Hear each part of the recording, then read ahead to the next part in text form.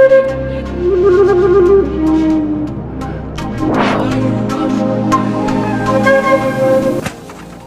my queens and kings. Welcome to Pharaoh Tarot.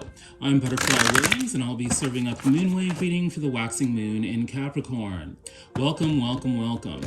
What we do here at Pharaoh Tarot is channel ancestral wisdom for contemporary times through tarot and oracle card readings. If anything I'm about to say resonates, please like, share, subscribe, and comment. It really helps out the channel. If you'd like a personal reading, I'm available for those, and you can reach out to me at the email address in the description box below. All right, let's get going. Hello, my queens and kings.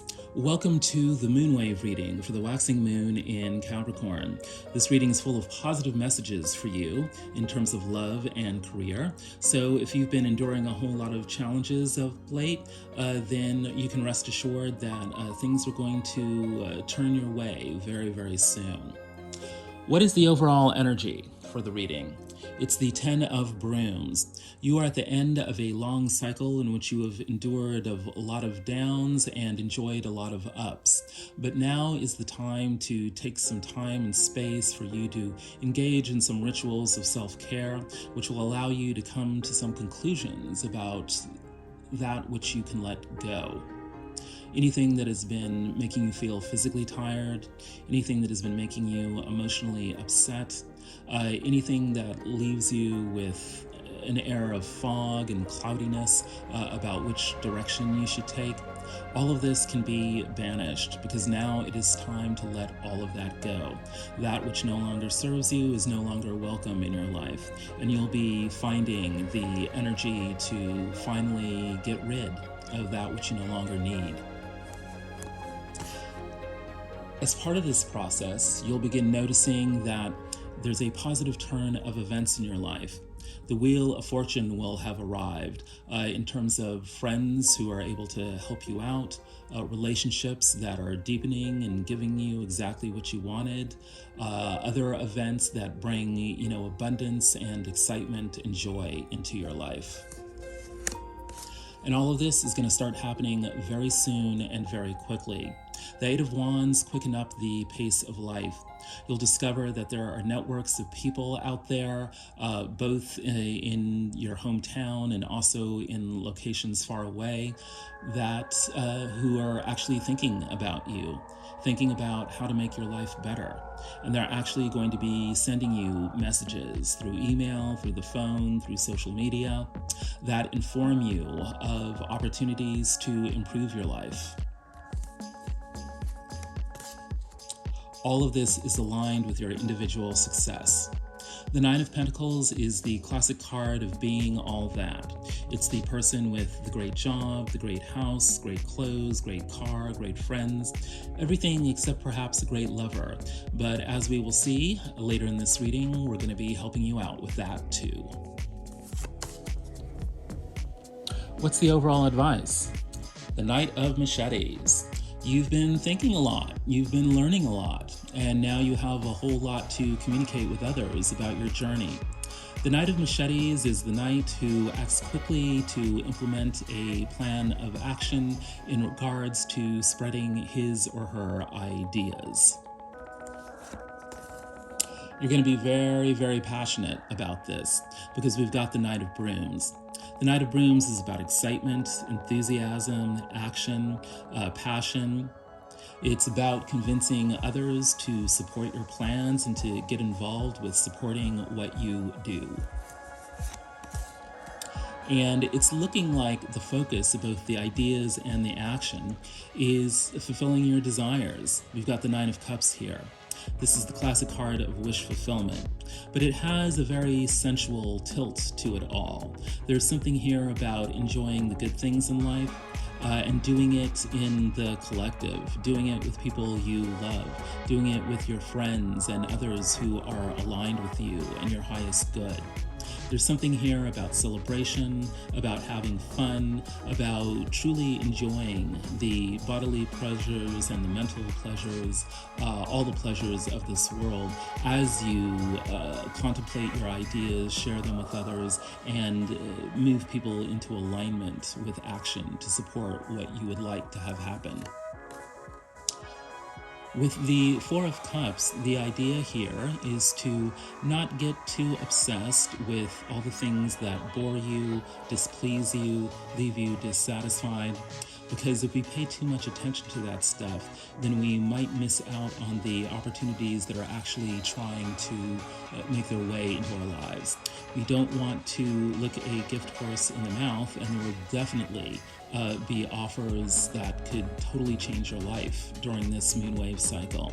So we want to stay in a positive mindset that convinces us that the world is actually conspiring to give us everything that we want and need.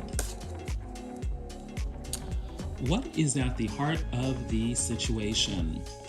We've got the Six of Wands, victory, recognition, returning to the village after a long-fought battle with a triumph to report. We are expecting the validation of others, and we're going to get it. But it's complicated by the devil. The devil represents bad habits, negative thinking, addictions, the evil motives and actions of others that try to undermine our lives. But it's clarifying the Six of Wands. So apparently we are in a situation that gives us the opportunity to return triumphant over the devil. We're beating the devil here. And what's the purpose of that? Maintaining the sanctity of the home. We've got the house here. The house has two meanings. On the one hand, there's domestic bliss, experiencing a sense of safety, sanctuary, and refuge in a place that we call our own and that shelters our family. On the other hand, we've got the house as a sign of establishing a dynasty, as in, say, the House of Windsor. There is a long-term project here that we are thinking about where we establish a way of thinking, a way of being that nurtures not only our immediate family, but our descendants, those who will come after us. We're thinking very strategically about how to preserve our domestic bliss over the long term, even over generations. It's looking like either our own, negative thinking and behavior, or the negative thinking and behavior of those who are arrayed against us has tried to threaten the maintenance and establishment of our house, but we're not having it. We're going to be victorious over the forces that would undermine our domestic bliss and threaten our ability to continue that domestic bliss into future generations. What's in the upper world of the situation? The Magician.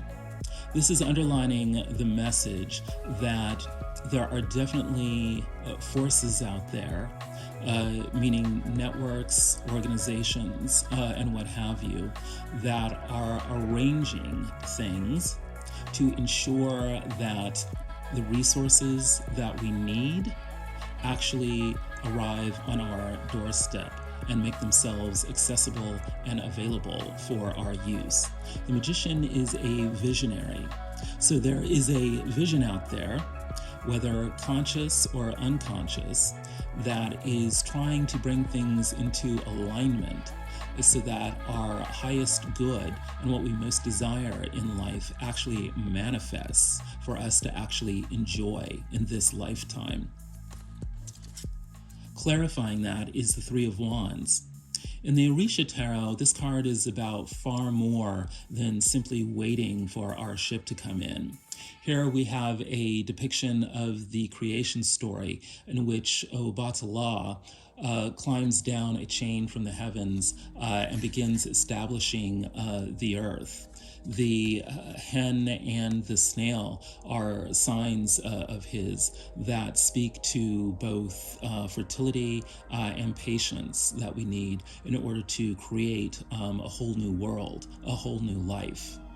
We see that Obatala is staring at plains, city buildings, clouds. He's very ambitious. He knows that one day he will be able to get from this small, quaint, village-like atmosphere to the big city. He'll be able to create a big city. He'll be able to become a player in that big city. This is the true nature of this vision of the magician who's trying to align resources so that we go from small town ambitions to big city ambitions. And the key to this is going to be our creativity. The Adinkra symbol for the moonwave reading is Ananse in Tuntan, spider's web, a symbol of wisdom, creativity, and the complexities of life. Ananse is a well-known character in West African folklore. He's described as the messenger of the supreme being. So interesting how that, echoes the story about Obatala, creating the earth. He also bears the title of the chief prankster. So there are elements of irony and humor and storytelling here that enable us to make the most of how we actively wait for our dreams to manifest and how we cooperate with the vision and the forces that are trying to align the proper resources needed for the manifestation of our dream. What's the motivation here?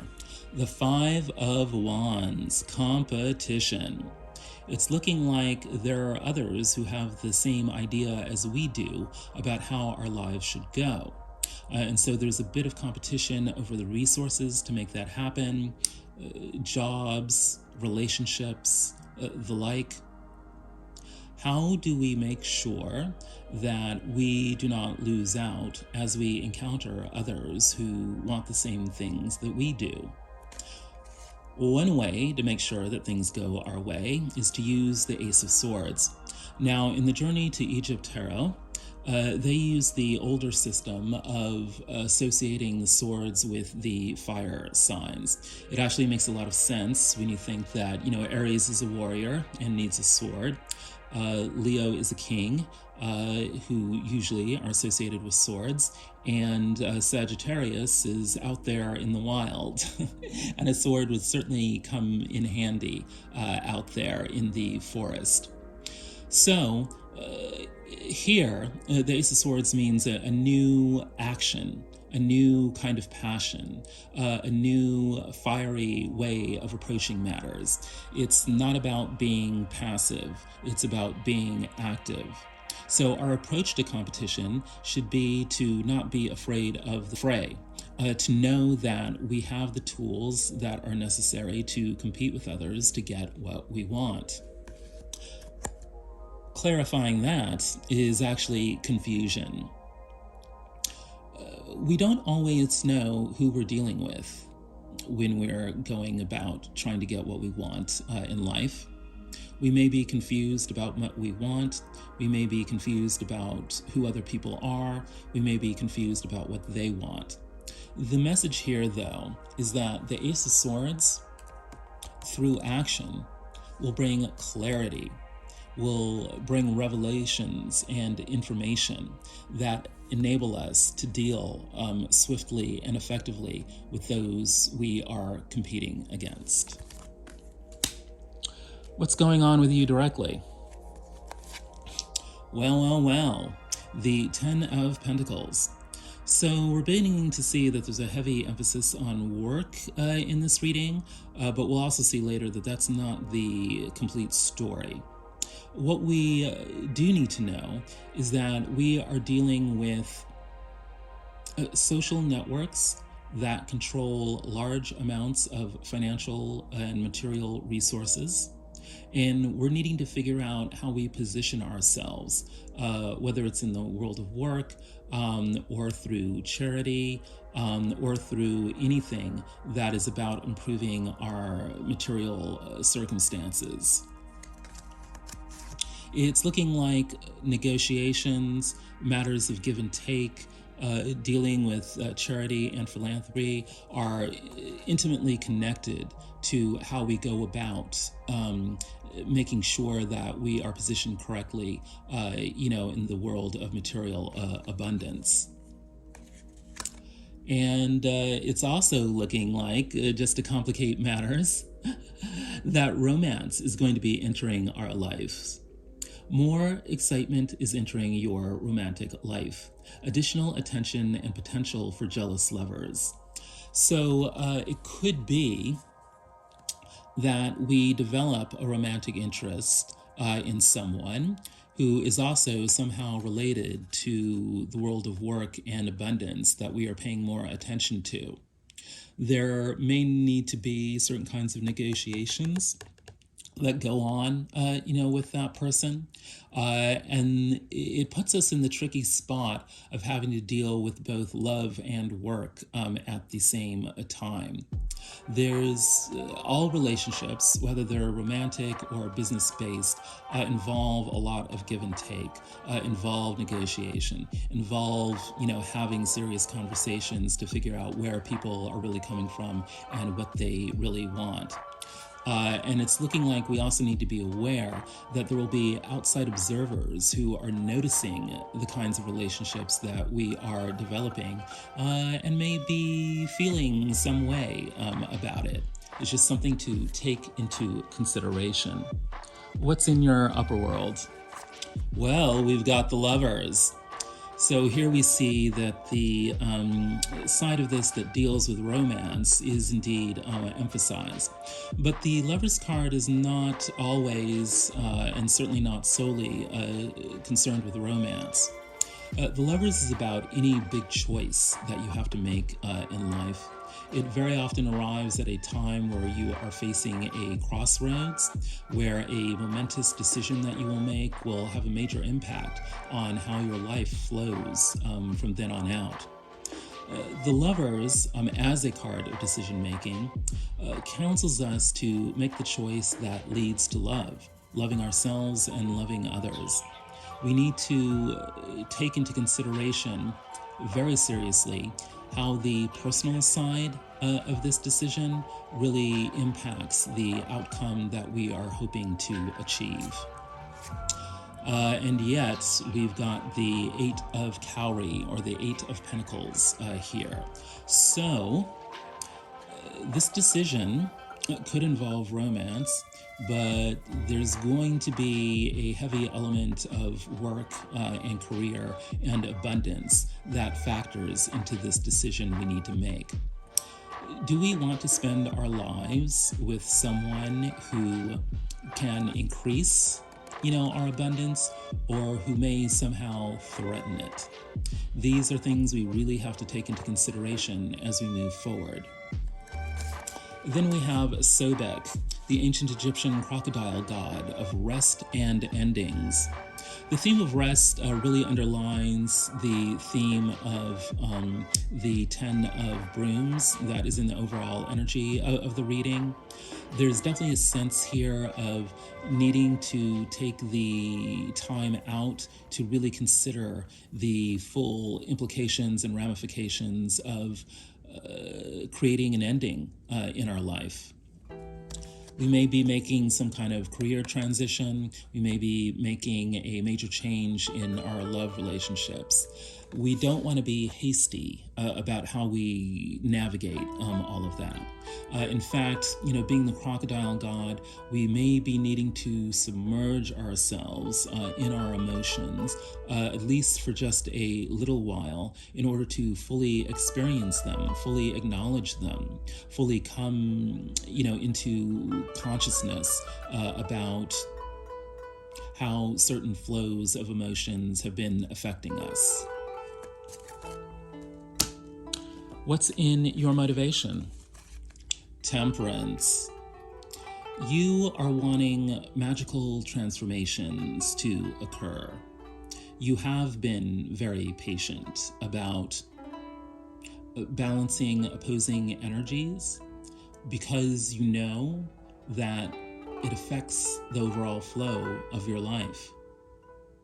You have in the past experienced certain kind of magical interludes where things really seem to be flowing, or on the contrary, things really seem to be falling apart.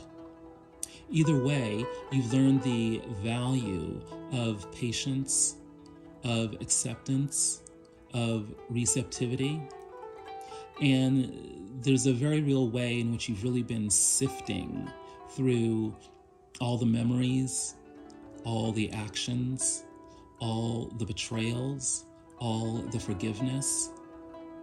You've really been going back and forth over all the possible permutations of both what did and did not happen for you. And you've come to the conclusion that now is the time for a return to spirit. You'll notice that the Angel of Temperance has the alchemical symbol for fire emblazoned on her chest. You'll also notice that she's got one foot firmly grounded, on dirt here, and one toe gingerly soaking in a tub of water here. So we're balancing, the emotions with the practical considerations as we go back and forth over all the events in our lives. And we can feel that this process is nurturing our spirit, is stoking the fire within us. This is an unimaginably deep process. Here we have my favorite card from the Desta Onyx Tarot. It is a black card, black and shiny, lustrous. This is a card of deep potential. It's the card of the night sky. It's the card of birth. It's the card of pure potentiality. It's the card of deep, deep sleep and wildly fertile dreams. It's both sexy and contemplative. These are the kinds of opposites that we have been either consciously or unconsciously sifting through in our brains, or trying to balance, or going back and forth over. There is a deep, deep process of really acknowledging our own potentials and really wanting to ground those potentials, both in our dreams and in the practicalities of our day-to-day living. So there's something here about, becoming our own earth angels, so that we can truly manifest that which we really desire. And your power animal for the moonwave cycle gives us some clues about how to go about, making sure these manifestations happen. Spotted hyena represents protection. Trust your intuition and instinct. Watch your surroundings and choose your words carefully. The ancestors are actually laying it on thick in terms of protection, because Sobek, the crocodile god, which we saw in the upper world, the ancient Egyptians actually thought of the crocodile god as a god of protection. There's something there about the dangers of the emotions being transformed into the protection of wisdom. And here we're seeing that wisdom really sinks down into the interior spaces of your soul, and as if by magic surrounds you with a field of protection in which your intuition and your instinct always serve your highest good. Watch your surroundings and choose your words carefully. You are actually a very powerful manifester in the moment. It's as if anything you say immediately gets attracted to you, immediately manifests, immediately has an impact on your mindset and your emotions. So we want to make sure that the magic spells that we are casting are actually based on what we want and not what we don't want. Watch what you say, because it's going to happen. What's going on with the other? And let's remember that the other could be how you think about other people, or it could be about how others think about you. They've got the Hermit. Yes, on one level, this is about the other withdrawing into themselves, to find the inner illumination they need to make wise choices about how to proceed. But this other, I think, is very much in the real world. And there's this sense of what is inside them is deeply connected to what is outside of them. Like they see the true, reality of that. It's not just a spiritual concept for them. It's something that is a, working concept in daily reality for them. It's like the whole point of their life is creating this illumination, because they know that the starlight within becomes the sunlight, without.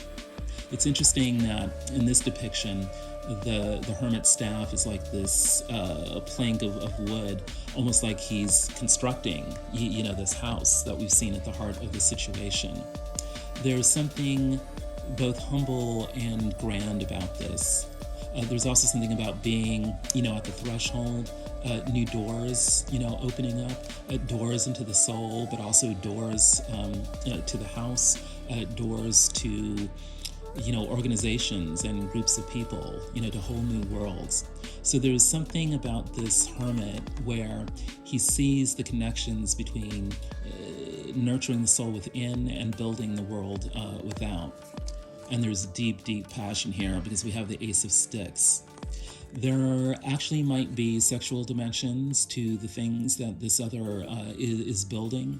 At the very least, there's definitely passionate, dimensions. So it's about nurturing growth and fertility, and realizing that this is a soul-based process, realizing that the ideas, the mindset, the emotions, the thinking, the words all come together to create opportunities for growth. And this is indeed a romantic process. Love at first sight. The instant gravitational pull you two felt when first meeting lets you know that this is a soul connection. Right. This is not just about, the other only looking out for himself or herself. This is about pulling in the one, pulling in romantic connections, pulling in love and making that real in the real world. What's in the upper world of the other? The Hierophant. There is something about the other stepping into their guruhood. Yes, they're very interested in professional success, but this kind of success is contingent on being able to communicate ideas, spirituality, guidance to others, to communicate light to others, to give others the confidence to solve their own problems by accessing their own wisdom because you have taught them how to fish. This is the kind of Hierophant that we are dealing with. This person either has an audience, a bunch of followers, or is on their way to getting one. There's something about really stepping into that level of recognition. That's their version of the Six of Wands energy. They're conquering the devil of being ignored. Whereas you're more likely to be experiencing success in terms of abundance, in work and career, and conquering, the devil of, poverty and lack of resources or lack of access. So there is something here about, the other being very much someone who is looked up to for the kind of wisdom they can share. And this is clarified by Akamara. In the Akamara Tarot, this is the World card, a vision of the whole of Africa, the mother continent. So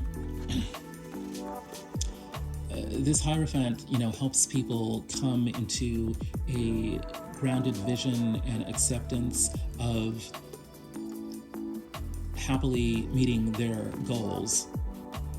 This Hierophant helps people to see the big picture, helps them to envision a happy ending, helps them get the lay of the land that they will need in order to navigate all the dangers that may prevent them from a happy conclusion to their journey.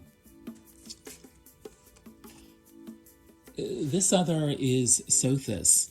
This is the aspect of Isis that is the North Star, the dog star, Sirius. This is the brightest star in the firmament. This is the guiding light that gets you through the dark night of the soul. Sothis, star of consciousness, generosity, bodhisattva. Bodhisattva is about manifesting your dharma, knowing your true life purpose. This is your guiding star that gets you through the hard times. Generosity is about sharing your vision of what you want for the world, such that others are nurtured and inspired to find the resources that align with them achieving their life purpose as well. So there's something about worldly challenges to finding one's spiritual mission, and yet the entire universe conspiring to help you ground yourself in the bright light of the life purpose. What's motivating the other? Judgment. Yeah. Needing to make judgments about one's life and others, but with the purpose of spiritual awakening. There's definitely a sense of resurrection here, like things were really kind of dull and negative and feeling like they were going nowhere previously, but by coming into contact with the other, by focusing very intently on the life purpose, by seeing the connection between what's inside of us and what's outside of us, it's as if, an angel has appeared in the sky to beckon us to a higher level and higher knowledge of how to truly live. There's definitely a sense of hallelujah and hosanna here, clarified by Little Blade. As grandiose as this, new vision of life may seem, it's actually some tidbit of information that we've learned, that we get in some really offhanded way, perhaps by just gossiping with coworkers, perhaps by just attending some kind of party where we meet an old friend. Somehow, we get this little tidbit of information that sparks the spiritual renewal. Grit. When a needle falls into a well, many people will look into the well, but few will go down after it. Yeah. There is the energy of a dark night of the soul that some of us have been passing through. And the thing about those sorts of challenges is that not everyone's really up for doing the work that's required to get the benefit of it. But with this card showing up, we are reminded to really kind of press forward, to look for our North Star, knowing that the shining light of our life purpose really is there. It's waiting to be revealed to us in some tiny bit of information that we get. Judgment is happening, and it's for the good. If we can remember, the North Star of our purpose, it will give us the grit that we need to plunge into that well and get that needle. What is the outcome? The King of Machetes. So interesting that we had the Knight of Machetes in the overall advice. And it's like, by putting ourselves out there, we actually become the King of Machetes. The fully accomplished professional who truly knows what's what, has the right ideas for the right time that he shares with the right people that help us to manifest, a better way of life.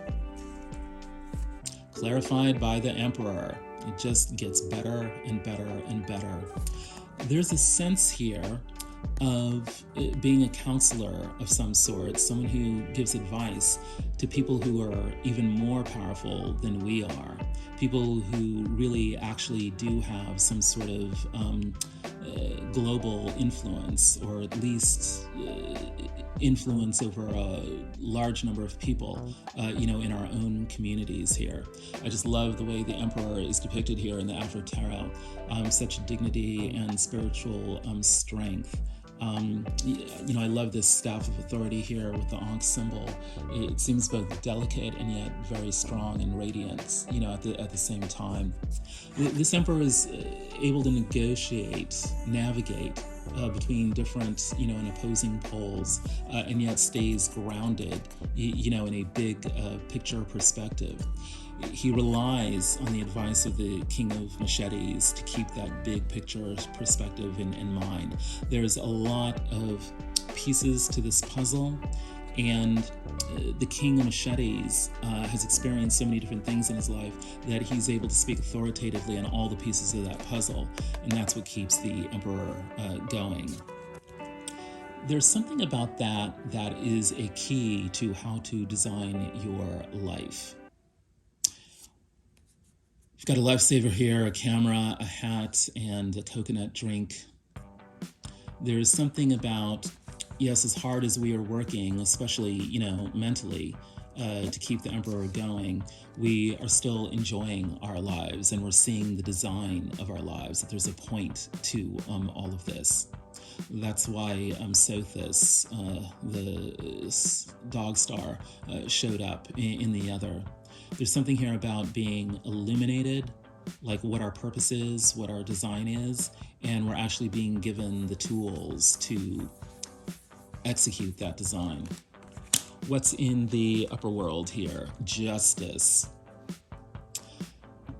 Justice is about balance. It's about restoring what was denied. It's about having, the clarity of the Ace of Swords to cut out the injustices of the past. It's about rectifying things so that we come into alignment with what we truly deserve. So it's looking like in both love and career, and the two very well may mix this moonwave cycle, we are finally arriving at the balance that we have really been desiring. Clarified by the Page of Cups, which in the Orisha tarot is depicted with this vision of an Iyawo, that is a newly initiated priest in the Orisha religions. There is something here about, the nature of the justice we are getting has to do with leveling up into an initiation, into a higher level of consciousness, or a higher position at work. Whatever the case may be, it's definitely about realizing that we have a new level of authority and responsibility, and it requires us to enter a period of purification, perhaps even a bit of isolation, so that we are able to fully acknowledge the change of the initiation that we are experiencing, and so that we can fully acknowledge, fully embrace, and fully step into our new powers. Yeah, this justice is about, cutting out all the forces that would, deny us this level up and deny us the special and delicate processes of upgrading our consciousness. Reject anything that doesn't serve your highest good. This is exactly what I was just saying. That sword is being used to cut out what doesn't serve our highest good, because we're actually in a delicate position now where we really just can't have any nonsense that would, undermine us really stepping into our full spiritual power. What is the motivation of the outcome? The Fool, right? There, I'm fully recognizing now that in this reading, there's definitely very strong energies of a new beginning. There's something about all new beginnings that makes us feel pure, if not, naive. We don't know exactly what is going on, We don't know what to expect. We know that we've summoned the energy to take that magical, leap of faith. And so there's expectation and hopes.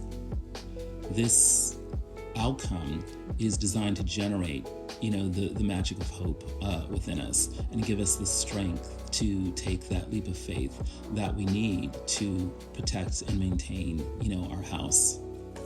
Clarified by the Seven of Swords. Here in the Journey to Egypt Tarot, it depicts 3 baboons holding a fishing net with a bunch of fish in it. The ancient Egyptians believed that, the sun passed into the underworld every night. The sun represents the soul.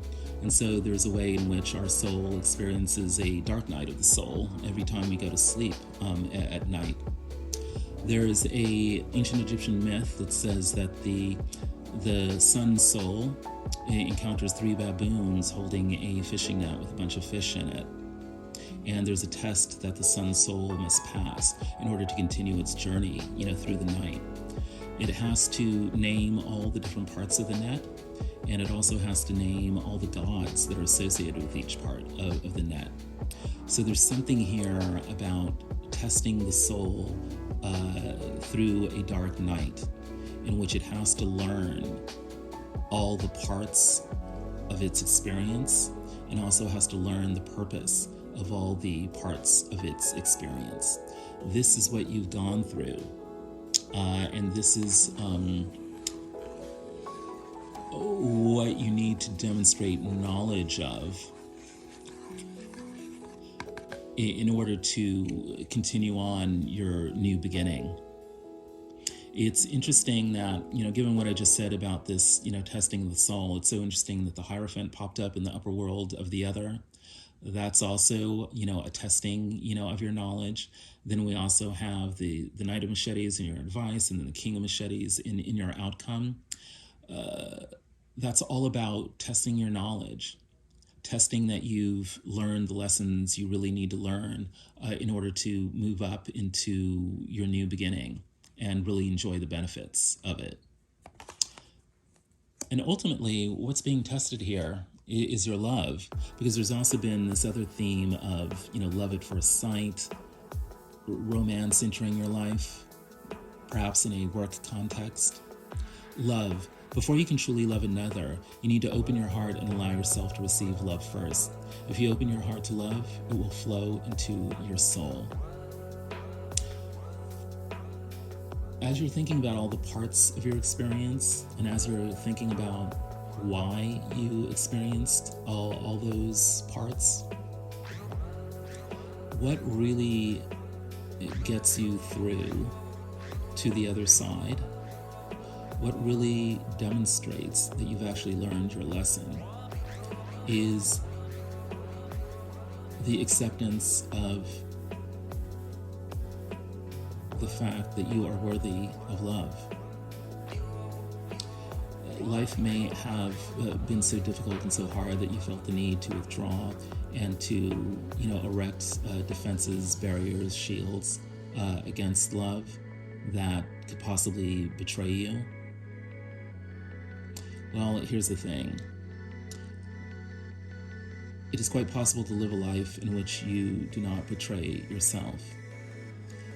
And if you don't betray yourself, then you will always have the strength to survive whatever else is coming at you. Self-love is the key to all of this. Self-love is the key to releasing the baggage that no longer serves you. It's the key to having the confidence to put your ideas out there in the world. So, I think I'm going to leave you with the heart of the situation here. The Six of Wands, the Devil, and the House. You are experiencing, I'm not even going to say that you're on the verge, because you're already, I think, within this energy of victory. You're experiencing the triumph over the devil, of everything that held you back, both internally and externally. The doubts you had about yourself manifested into trials and tribulations from, external enemies who really tried to do you in. But you came out on the other side of that. You are the Six of Wands, you're victorious, and you are now due recognition for your victory in the spiritual warfare that was perpetrated against you. And the ultimate reward here for all of that is the house. Your recognition is to receive a house. This literally could be a new home of some sort that you obtain or that you move into.